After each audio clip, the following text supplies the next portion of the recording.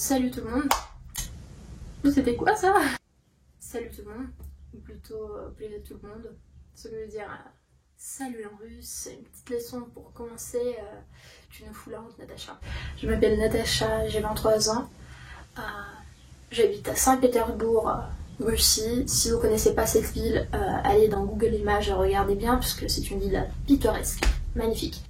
Trois petites choses avant de commencer cette vidéo, vraiment vite. Je suis russe 100% russe quoi, voilà, pas de question là-dessus. Non, il n'y a personne dans ma famille qui est francophone, qui est français, qui est pas français un tout petit peu, ou bien non, rien du tout, non, zéro, seul père, personne. Par conséquent, on ne juge pas le niveau de français, ni la prononciation, ni les fautes, etc. Quoique, si je fais des fautes, enfin, je vais faire des fautes, donc quand je vais faire des fautes, vous pouvez me noter dans les commentaires, ah, Natacha, voilà le timing là, t'as fait une faute, faut dire comme ça, ou plutôt faut dire comme ça, ou c'est mieux de dire comme ça. J'ai rien contre. C'est avec plaisir, je vais le lire avec plaisir. Avec toutes les questions qui concernent comment ça se fait que je parle français, etc. On va en parler dans d'autres vidéos, promis. Ça c'est noté, ça c'est réglé. Cette vidéo, je vais la consacrer aux 5 raisons de ne pas sortir avec une russe. Très important, faut tout noter. Les russes, elles sont belles, mais elles sont chiantes.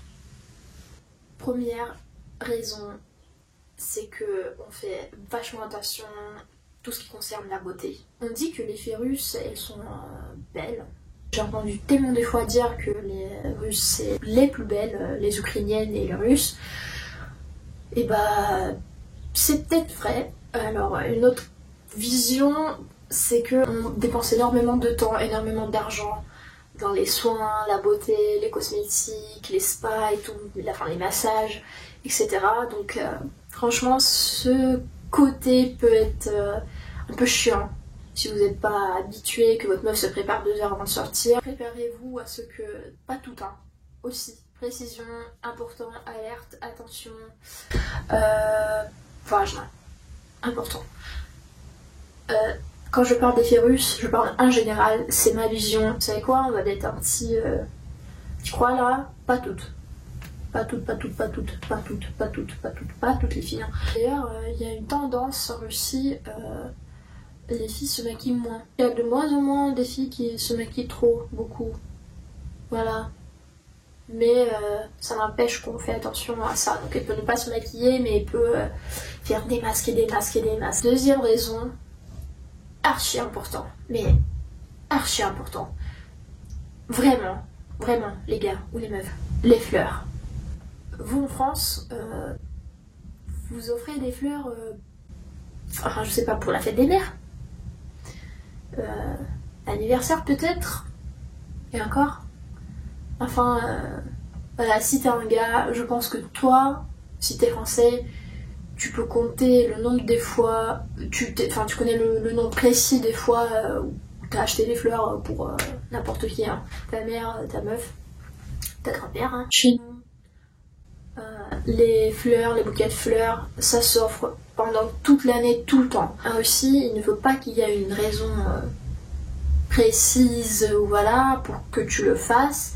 C'est un geste, en fait tu montes tes sentiments en fait comme ça. Mon grand-père d'ailleurs, avec ma grand-mère, ça fait plus de 50 ans qu'ils sont ensemble, ils sont russes. Et chaque semaine, il lui offre des fleurs.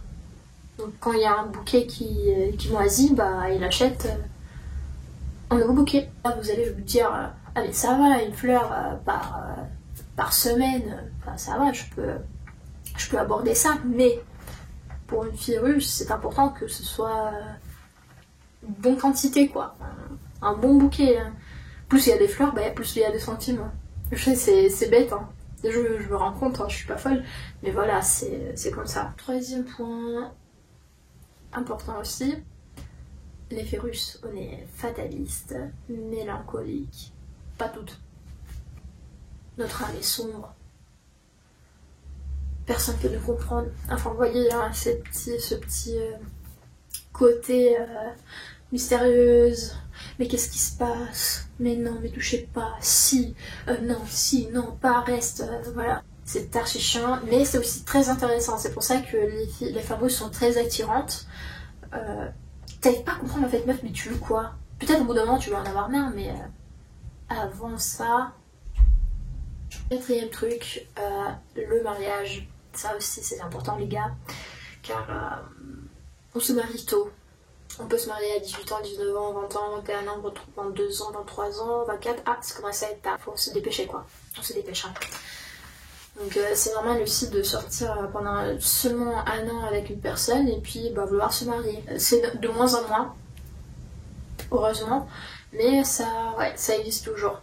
Cinquième raison, la relation avec l'argent. En général, je veux dire peut-être la plupart des filles, il n'y a pas de 50-50. Il n'y a pas de chacun se paye sa part. Il n'y a pas de... on divise l'addition. Les Russes, ils ont une vision qu'une femme, ça reste à la maison, là, elle s'occupe de la maison, des enfants, etc. Le mec, donc, il va au travail, il gagne de l'argent, il faut qu'il gagne beaucoup d'argent pour vivre bien, donc ça devient un petit symbole de masculinité. Donc c'est de moins en moins. C'est comme en Europe, ça devient comme en Europe, etc. Surtout dans ma ville, surtout à Moscou. Mais ça existe toujours. Et aussi, important à noter, c'est pas que la fille va rien faire, elle va rien prendre à la maison, non. C'est pas ça du tout. Elle va travailler, c'est juste qu'elle va garder son argent pour elle. Et là, vous allez dire, oh mais c'est quoi ça, machin, mais il y a des gens qui sont pas d'accord, mais on juge pas. Sinon, c'est tout. Écrivez-moi si vous avez bien aimé. Des questions de commentaires, un commentaire. Je vais parler comme une gogole. C'est une cata, mais je vais faire mieux, promis. Faut juste que je continue à être motivée. Des bisous. Paka paka.